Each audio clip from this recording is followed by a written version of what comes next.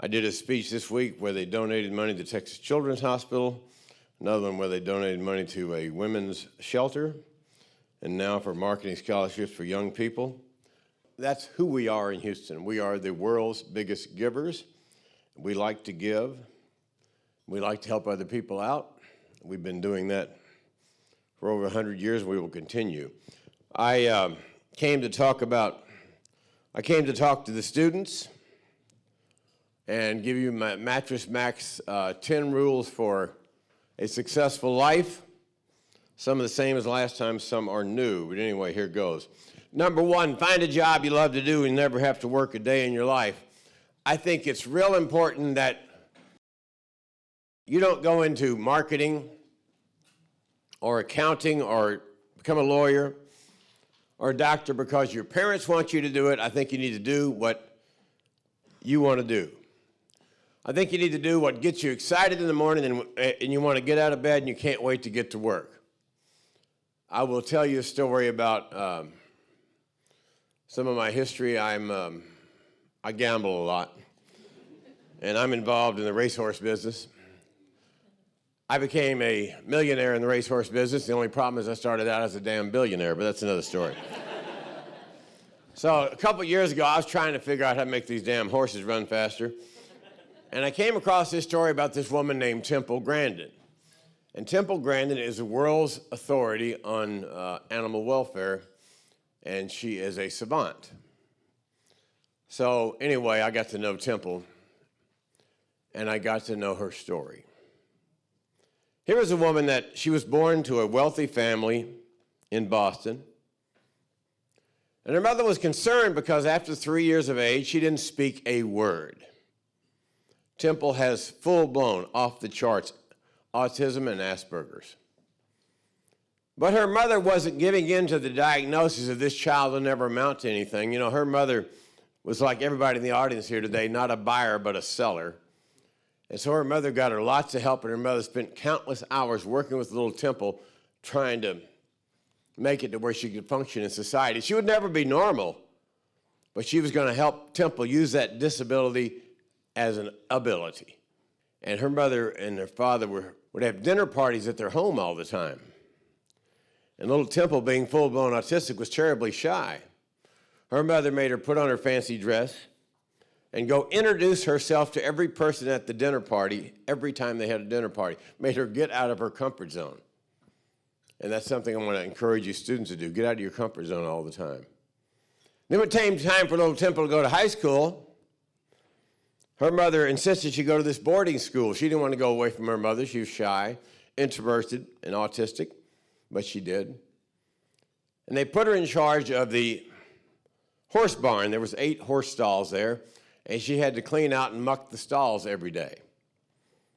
She didn't want to do that.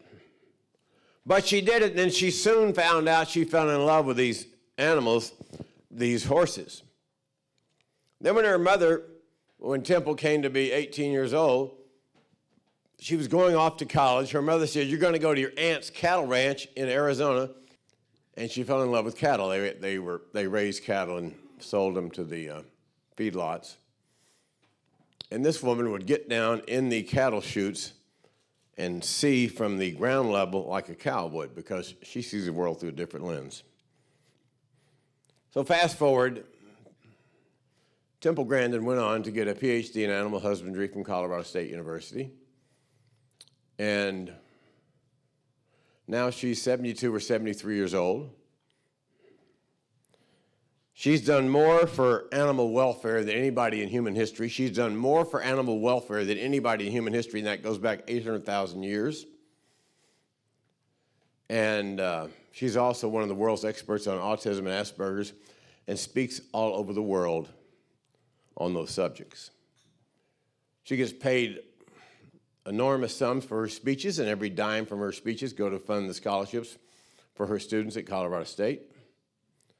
And she loves going to work every day.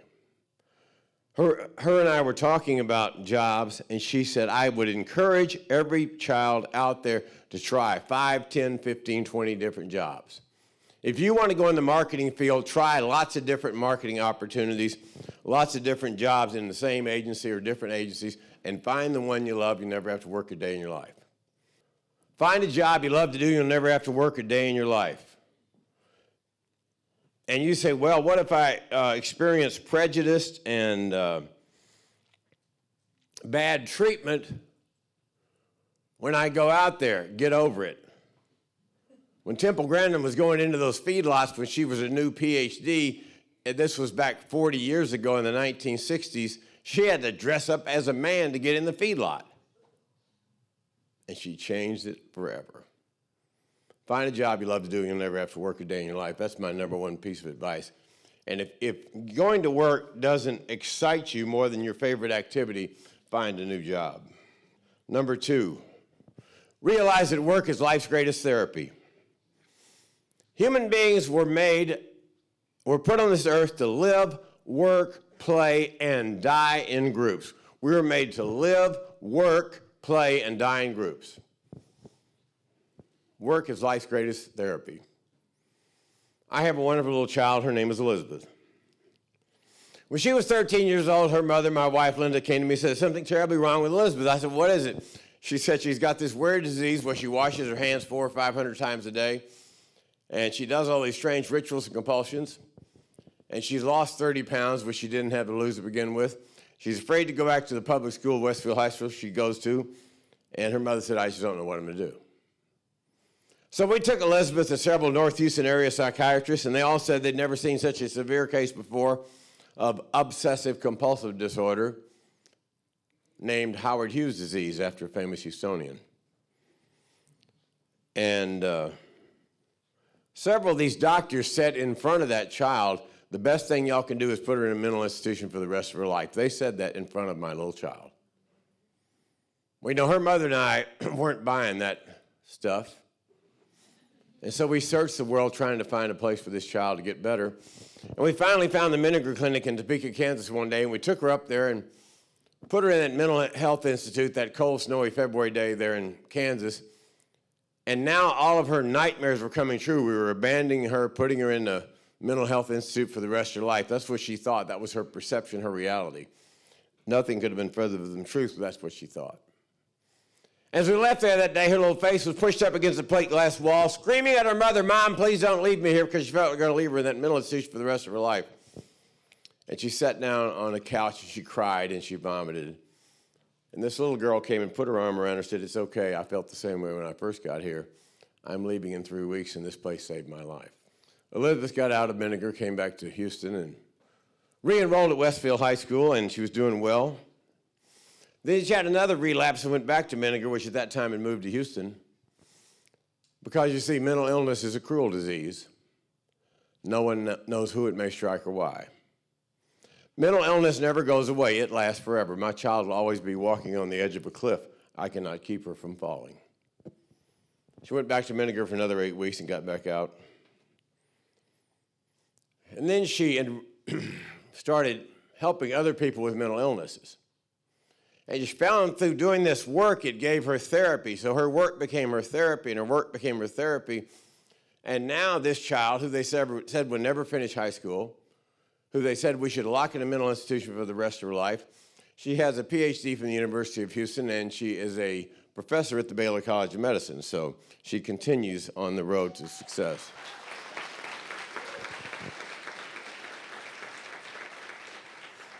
Because work is life's greatest therapy. You want to feel better about yourself? Go delight a customer, right? Go take care of a patient. Go make somebody's day. Human beings were made to work. Next Mattress Mack success tip. This is one of my favorites. Get rid of your sense of entitlement. We should be grateful for everything and entitled to nothing. I got those kids that work for me, several of them, they're now legal, but they swam the river coming here from Mexico. And they went through the forest, and the snakes were everywhere trying to get here. And one of them told me he never had meat when he was a child. The only way they had meat in his village was when a cow fell off the cliff, and then they would harvest the cow if they didn't get to it too late. We're the most fortunate people in the world to live in the United States. Land of the free, home of the brave. Land of opportunities for all of us. I didn't have any money when I got to Houston. And as Bill said, the odds of me making it were about 10 million to 1. But you know, my wife and I had a great big unfair advantage. And that unfair advantage was called desire. You can do anything you want to do in the great free enterprise system if you want to do it bad enough. We're not living in Venezuela. We don't have power outages. We don't have grocery stores, no grocery in them. We're in the greatest country in the world, and we all have an opportunity every day to go out there and make customers' lives better, make our own lives better, and get better together. In other words, quit whining and do something about it. Avail yourself of continuous education. Education is the greatest gift I know of. It's the only thing I know of. You can take all you want, and there's always plenty left for everybody else. There's always plenty left for everybody else. I'm 68 years old, and I try to educate myself every day. I run on a treadmill every night because I'm too old to run outside, but I watch these videos. I'm watching this incredible video the other day between a Catholic bishop and a Jewish rabbi. They were talking. And the Jewish rabbi told this story. I'm continuing to educate myself at age 68. He told this story about this young kid who was 8 years old in Germany during the Holocaust. He was Jewish. All they had to eat in the family's household was margarine. And it came time for a Jewish holiday, and his father lit the candle with the margarine they had left. And the kid screamed at his father. He said, "That's all we have to eat. How could you possibly do that?" And the father said, "My son, I have learned that human beings can go for 3 weeks without food, 3 days without water, but they can't go for 3 minutes without hope." That child went on to survive 18 concentration camps. 18 concentration camps. Lived till he was 101 years old. We can all educate ourselves every day to inspire ourselves to do better, to do more for ourselves, for our clients, for our families, for our community, to make the world a better place through continuing education. Number 5, prepare for setbacks. I see all this stuff on media now about not being a bully and learning how to be fair and all this, and that's good stuff. But you know what? Life ain't fair. Life ain't fair, and nobody said it was going to be fun, easy, or fair. And I can promise all you graduates here today, they're going to knock you down a lot. My motto was real simple: fall 7, rise 88. They're going to knock you down a lot. Prepare for setbacks. One thing this country used to pride itself on was overcoming adversity. Pride yourself on overcoming adversity. Pride yourself on being anti-fragile, on being the most resilient person on the planet. Prepare for setbacks and look forward to those setbacks and charge into the fire. Don't run away from it. Number 6, you got to innovate or evaporate. My mentor, W. Edwards Deming, said change is not necessary, survival is not mandatory. He said change is not necessary, survival is not mandatory. As Bill said, all of us gray-haired people in here that are in media have seen lots of changes in the last 40 years. And it continues to change all the time. But you know, that's great because change brings opportunity for people that embrace change. Most human beings hate change. We hate a disruption in our routine, but the world is being disrupted every single day. My little business, brick and mortar retail, is totally disrupted by Amazon and Wayfair and all those people. It's a challenge. We all have our challenges, but we got to innovate or we're going to evaporate. But the good news is challenge brings new opportunities for us to seize upon and grow with. Number 7, be a people person. All you kids out there grew up in the digital age. You probably spend 12 to 15 hours a day on a screen, whether it's your phone or your iPad or your computer. All that stuff is great, but it teaches no soft skills. You got to learn how to relate to people. The people that are most successful in this life are people persons. My advertising lady, Brenda, she's the world's greatest people person. And her husband, Ed, is the world's greatest people person. They know everybody in this town. If they don't know them, they're going to go up and meet them.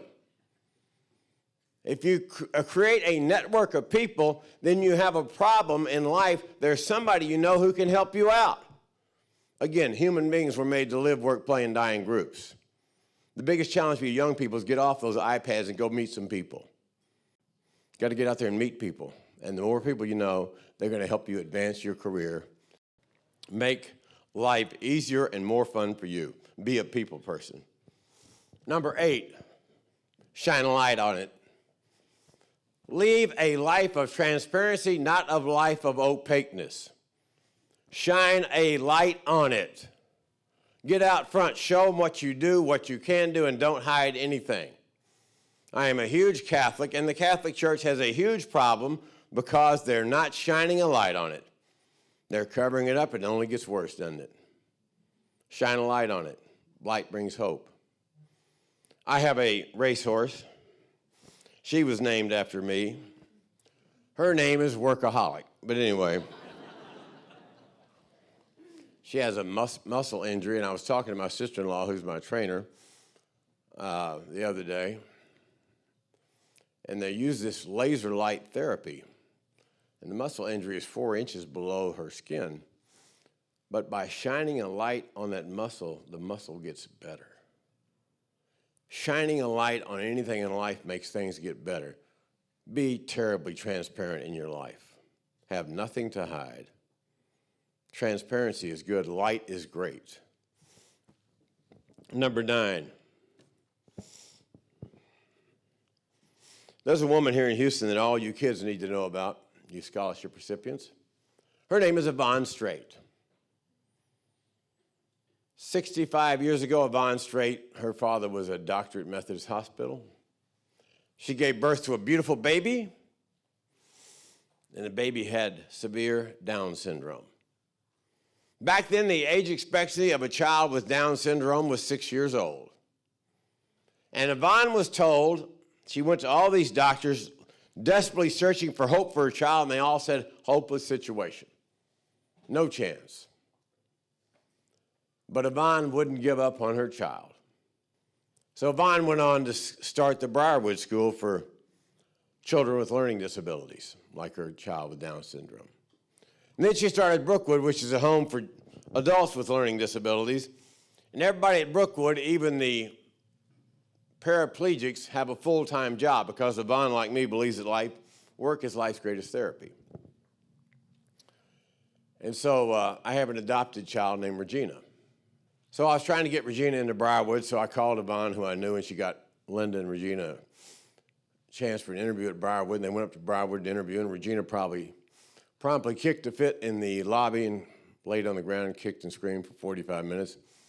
Linda gathered her up, was totally humiliated, and took her home. Yvonne called me the next day and said, Mac, I said, what is it? Bracing for the worst. She said, Regina has been accepted into the Briarwood School. And I said, must have been her interviewing skills. I asked Yvonne, was Regina the toughest child that he ever had at Briarwood? She said, oh, no, not by a long shot. I said, well, who is? She said, it had to be this boy named Tracy. I said, well, tell me about Tracy. She said, Tracy was in one of my first classes. He was incorrigible. He was horrible. He broke up every class. He was a mess the whole time.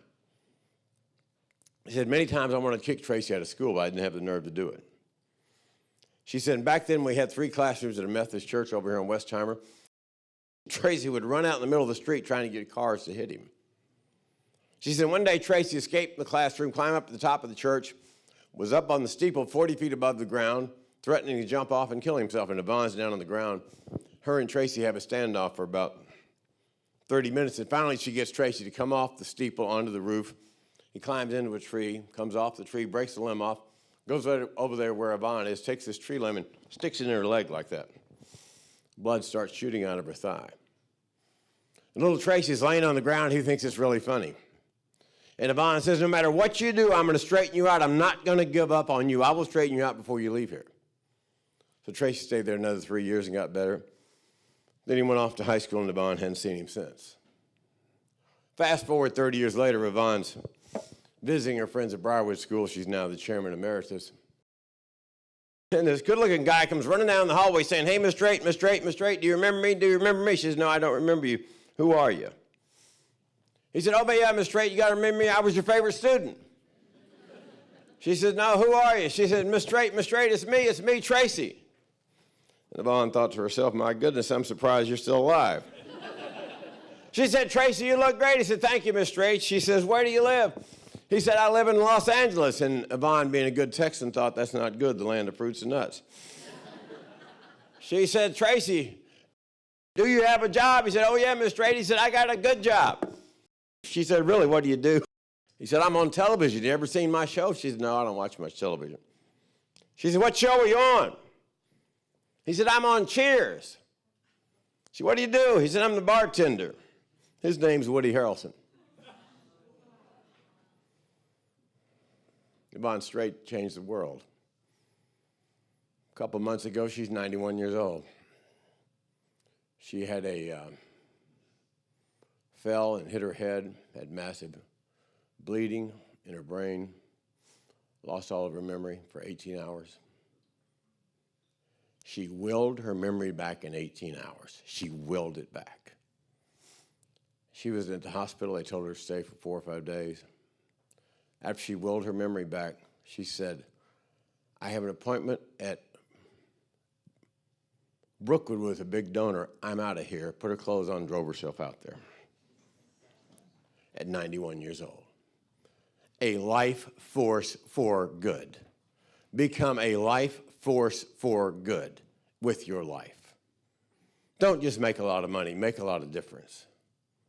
Number 10, why are we here? I will take you back to September 2nd, 1944. United States Navy aircraft carrier San Jacinto. It was a beautiful Saturday. The youngest ever naval pilot at age 19 had a mission. He and his two crewmates were to fly off the USS San Jacinto in their Avenger airplane and fly to Chichijima Island and bomb the radio tower on that island. As he neared the island where that radio tower was, the air filled with anti-aircraft bombs bursting all around his airplane. The flak was unbelievable. As he got closer, his plane was hit by one of those bombs, and he thought to himself, my God, we're going to go down. Undaunted, he continued on his mission. They dropped the bombs over the radio tower and damaged part of the radio tower, then they roared off to sea. Now the smoke and fire were filling the airplane, and his radio wouldn't work. He couldn't talk to the two crewmen in the back. But he turned the airplane upside down and screamed for his two crewmen to hit the silk. Hit the silk is a Navy term for bail out. He assumed they had bailed out. He righted the airplane and kept flying. Then the flames became uncontrollable. He parachuted himself out. As he ejected from the airplane, the force of the wind was so strong, pushed him back, and his head hit the tail of the airplane, a giant gash on his head. Pulled one of the ripcords, half of the parachute open, forgot to pull the other ripcord. He hit the Pacific Ocean, plunged down 20 or 30 feet into the sea, ingesting seawater all the way down. Finally, he fought his way to the surface, and all he was concerned was, where are my crewmates? And he couldn't see his crewmates. Then he looked up in the sky above him. It was Japanese and American planes in a firefight. And he found there was a raft somebody had dropped about 50 yards from where he was, so he swam to the raft, climbed on the raft, and the raft had no oars. The current from the Pacific was pushing him toward this Japanese-controlled island that was famous for cannibalism. So he was laying in the raft, pedaling with his arms, all the while vomiting over the side, sick from ingesting the seawater. And he did this for 2 hours. Then a periscope stuck its way through the top of the Pacific Ocean, and thank God it was an American submarine, and they rescued George Herbert Walker Bush. When he got on the submarine, all he wanted to know was, where are my two crewmates? Where are they at? And he was told that they were lost at sea, and he was devastated. Devastated. For the next 74 years of his life, For the next 74 years of his life, George Herbert Walker Bush got up every morning and said 2 words. He said, "Why me?" He said, "Why me?" He said, "Why am I lucky enough to be alive when my crewmates are dead and so many people on that USS San Jacinto with me are dead and thousands of Allied soldiers are dead? Why me?" He said, "Why me? Why am I lucky enough to have a loving and supporting God? Why am I lucky enough to have a loving and supporting family? Why am I lucky enough to live in Midland, Texas and have the opportunity to be an oil man? Or live in Houston and have the opportunity to be an oil man and then a politician? Why me?" And every day of his life for the next 74 years of his life was dedicated to doing one thing: living up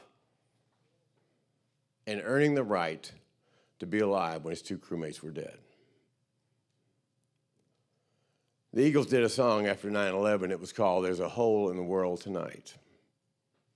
There's a hole in the world tonight. There's still a hole in Houston after losing George and Barbara Bush last year.